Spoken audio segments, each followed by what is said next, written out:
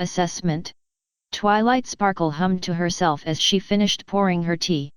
It was a new mint blend that Rarity had suggested, perfect for getting the creative zone functioning as the fashionista described it.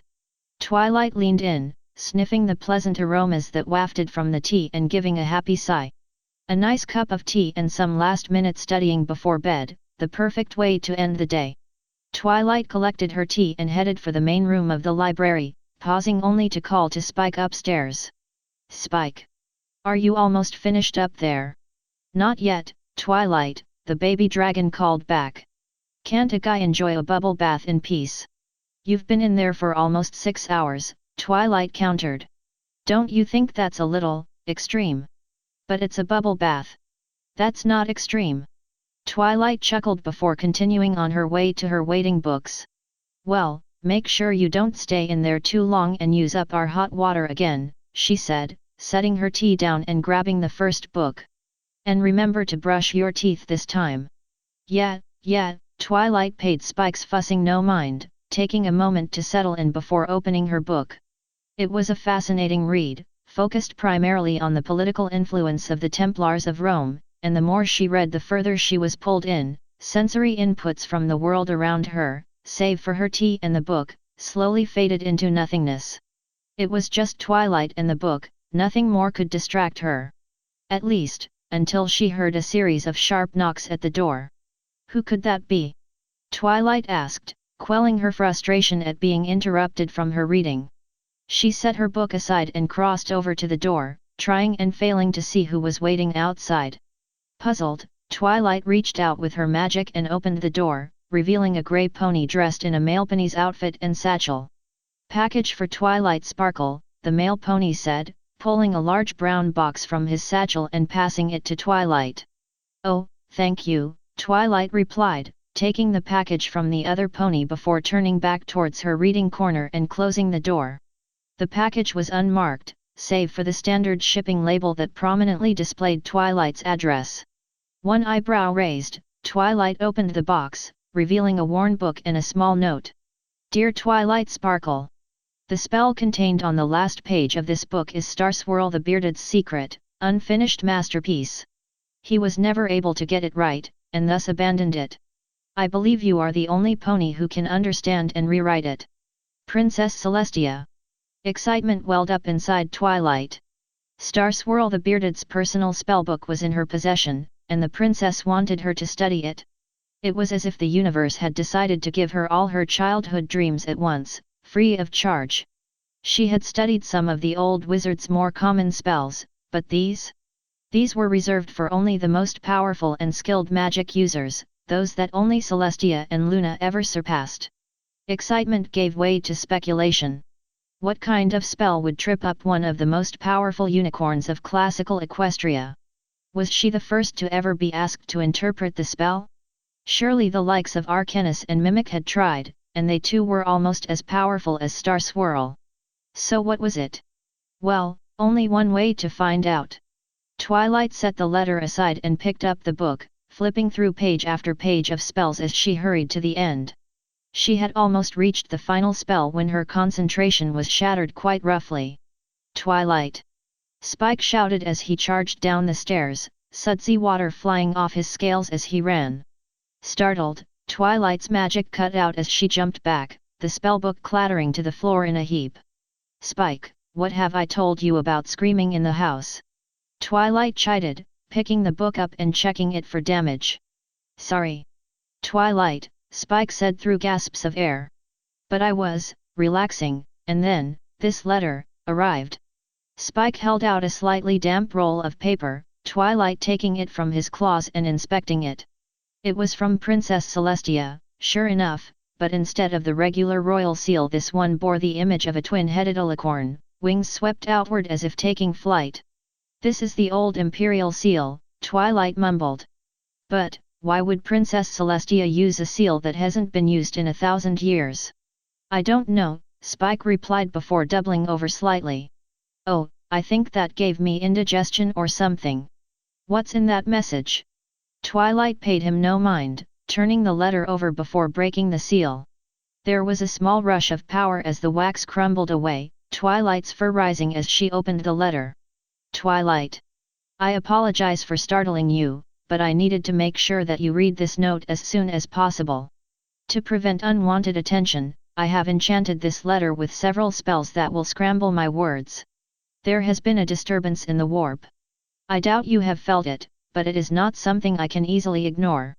This disturbance may very well threaten the lives and stability of every being that walks this earth, so it is vital that you do not tell anyone and cause panic.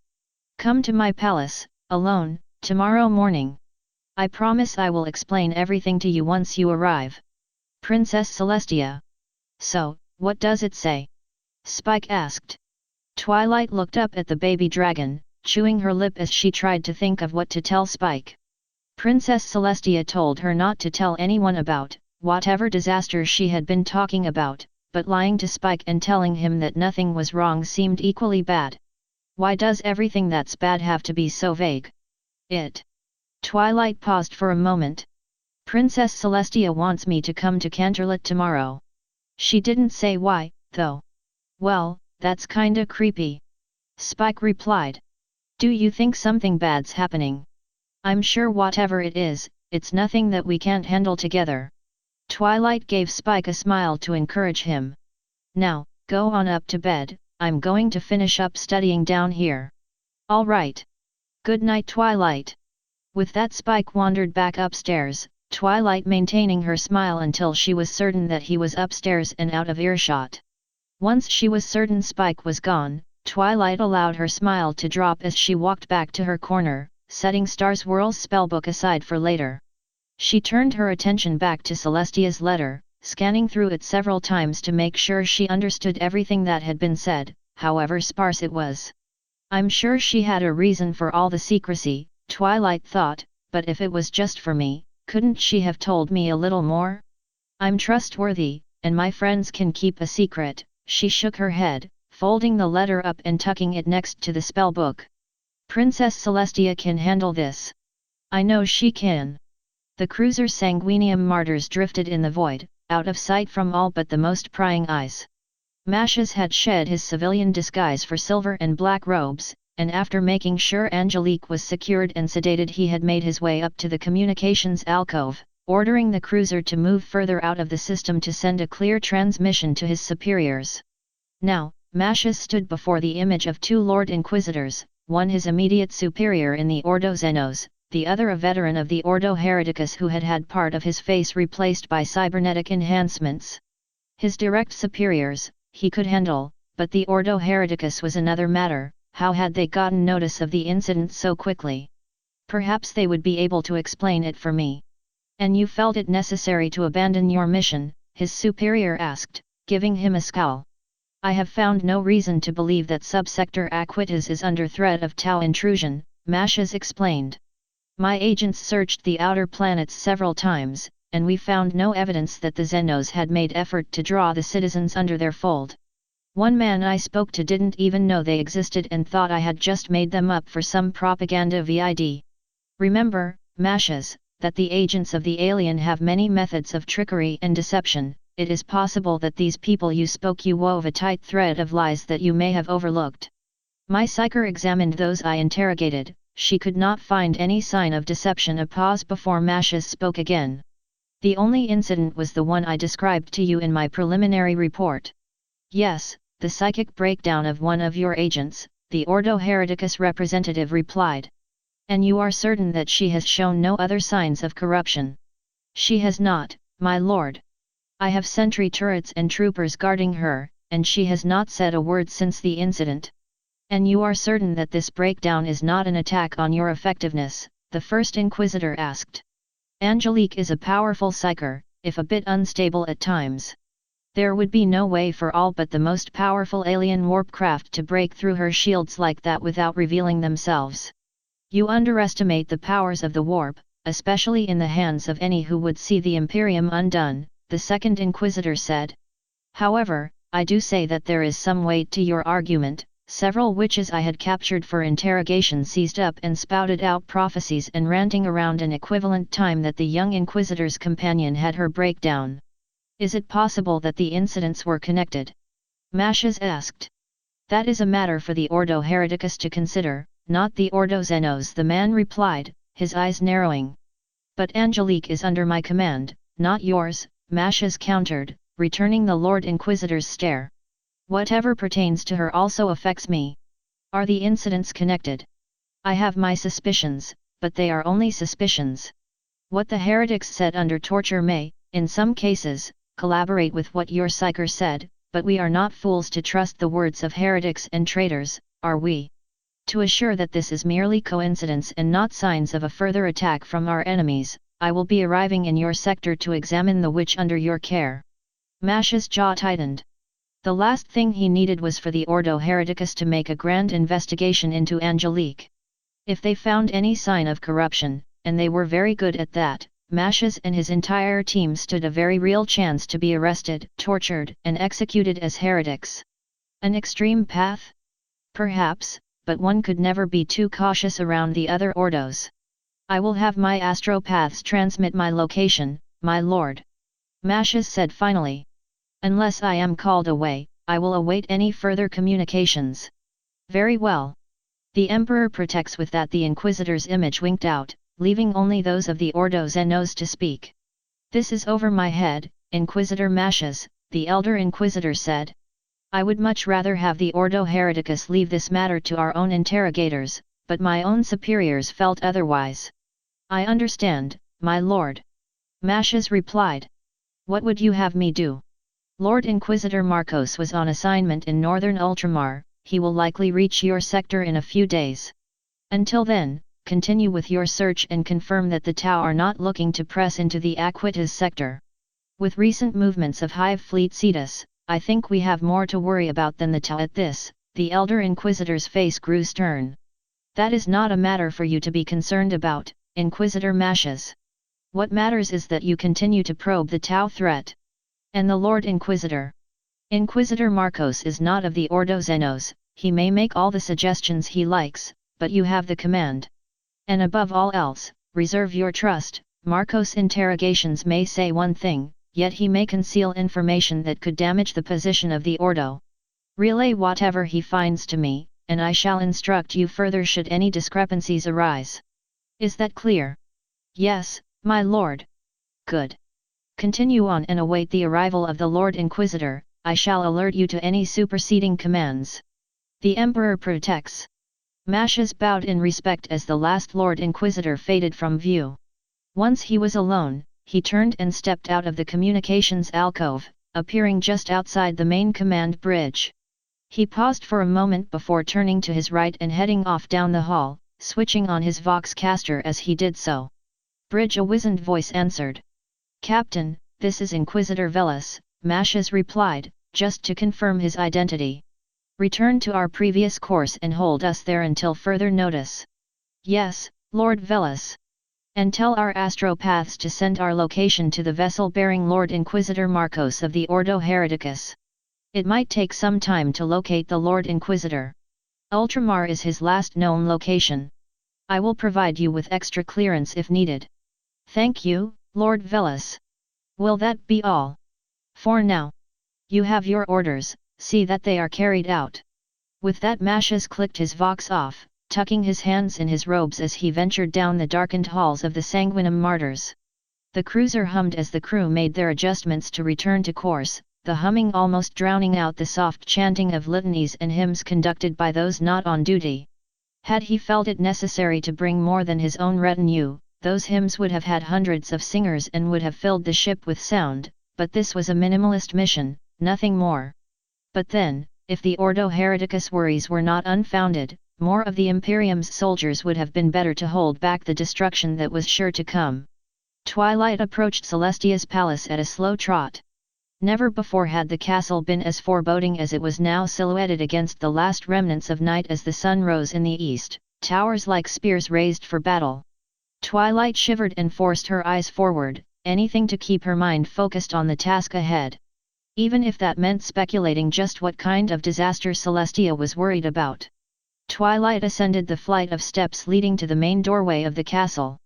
The two celestial guards standing before it regarded her for a moment before giving a short nod, all the clearance Twilight needed to approach the door and give it a short push with her magic.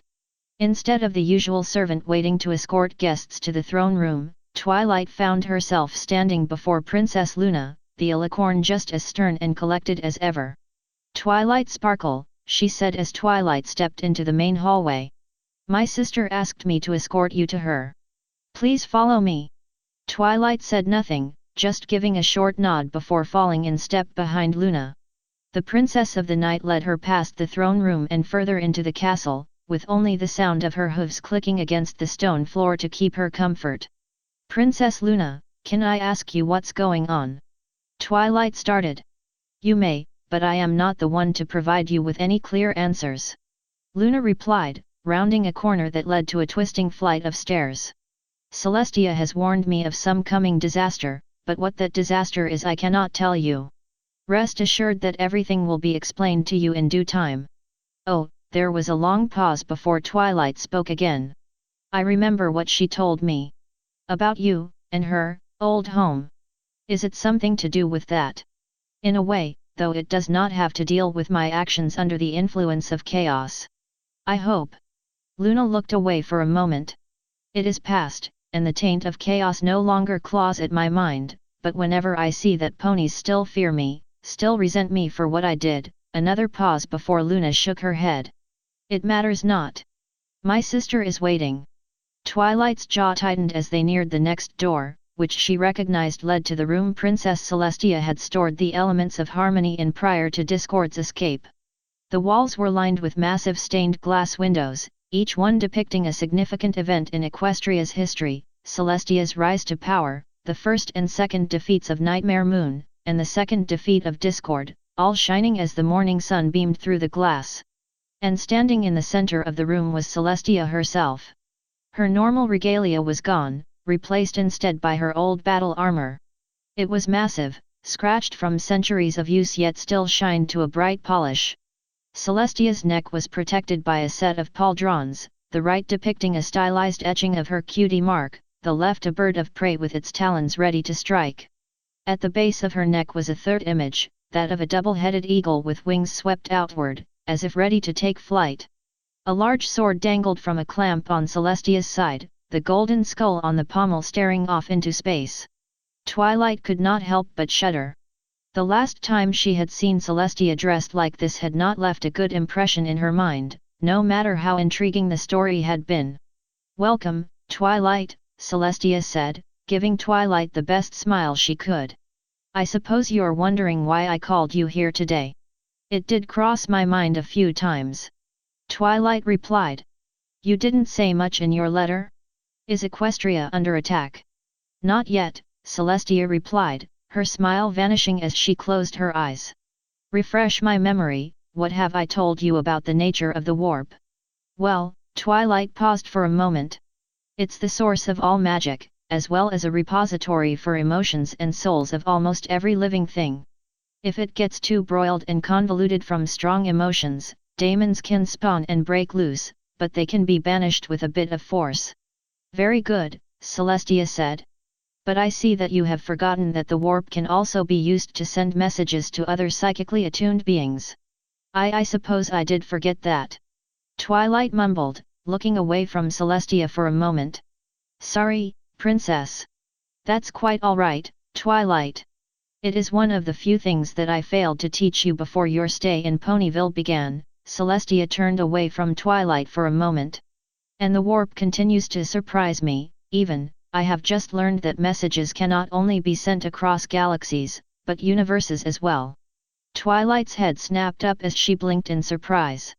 She had no time to speak again before Celestia continued. "Yesterday, I heard voices calling through the warp, warning me of some coming disaster." Celestia turned her head back towards Twilight. "Apparently, I was the only one to hear it, and what is more troubling is that it did not originate from Equestria, but from my old universe. Who sent it? Anyone that would be powerful enough to do something like this is dead or would wish to see me dead." Celestia furrowed her brow and looked away again. "If your greatest enemy warns you of coming danger, what does that say of the coming disaster?" Twilight was silent for a long time, her eyes darting back and forth between Celestia and Luna. The younger sister had been silent since they had entered, her face a stony facade of control. So, what does this have to do with me? Twilight asked. There was a pause before Celestia spoke again. Whatever awaits me, I must face it head-on before it can harm or destroy Equestria. Celestia turned to face Twilight fully before speaking again. That is why I am going back to the Imperium of Mankind. And you are coming with me. What? Twilight cried, jumping in place in surprise. Princess, you can't just leave Equestria. That's what I said once she explained to me her plan, Luna said. She is quite convincing, though. Twilight, humanity cannot stand alone against a threat like this, Celestia continued. I adore Equestria, and would never abandon my ponies, but for all its faults I still care about the fate of mankind.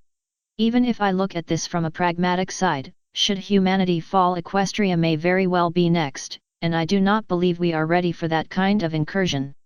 But, what about us? What will we do when you go off to fight this, whatever it is?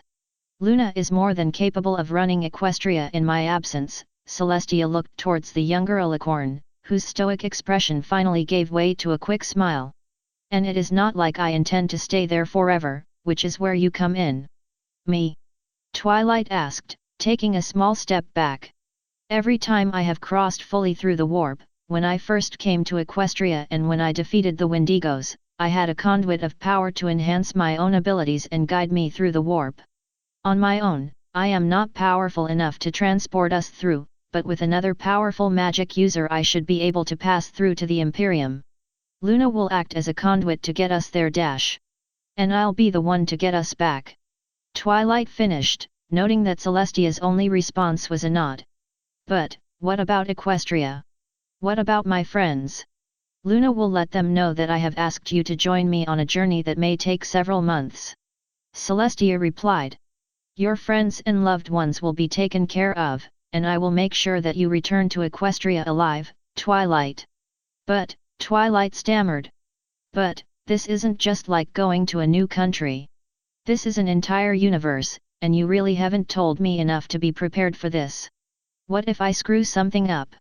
What if some pony gets hurt and I can't help them? What if Twilight stopped her nervous rant as Celestia placed an armored hoof on her shoulder. You are my personal student, and one of the most skilled unicorns I have ever had the privilege of training. With my guidance, I doubt there is anything you won't be able to overcome. Twilight chewed her lip, but as she looked up to Celestia, her mentor smiling down at her, Twilight's fears began to slowly erode. Okay, she said finally. I think I can do it. What next? Luna and I will cast the spell that will take us to the Imperium. Celestia took a step back from Twilight. You will need to stay close to me and focus your energies, else you will be lost on the path we need to follow. And whatever you do, do not open your eyes. The images of the warp are not meant for mortal minds to witness, and the best you can hope for if you do is that it will merely drive you insane. Twilight gulped before stepping close to Celestia, her cheek brushing up against Celestia's armor. She quickly closed her eyes, muscles straining as she did her best to keep them shut. Are you ready, sister? Twilight heard Celestia say. Yes, Tia. Luna replied. There was a pause before Twilight felt a shiver run down her back, her coat standing on end as ethereal energy washed over her. With a small whimper, she drew closer to Celestia, all but wrapping one foreleg around one of her mentor's own. May you return to us soon, Luna said. I love you, Tia. I love you too, Luna. And with that, Celestia and Twilight were cast into the warp.